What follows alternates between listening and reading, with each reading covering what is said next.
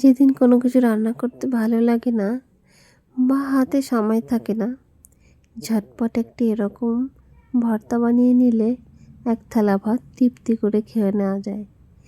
তো প্রথমে আমার কাছে অল্প একটুখানি চিংড়ি ছিল, 4টে চিংড়ি ভালো করে নুন হলুদ মাখিয়ে কড়া করে ভেজে তুলে নিলাম।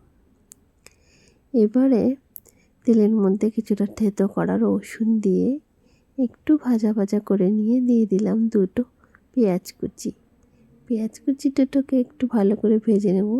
নুন হলুদ দিয়ে বেশ লাল লাল করে একটু ভেজে নিতে হবে।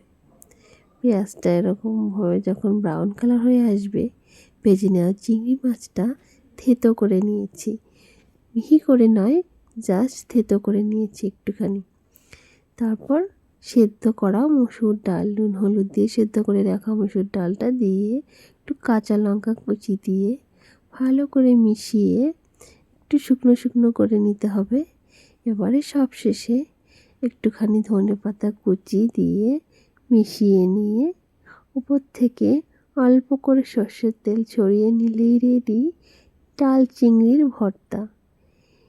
একবার এই রেসিপিটা যদি বানিয়ে খান, আমি হলফ করে বলতে পারি আপনি প্রেমে পড়ে যাবেন।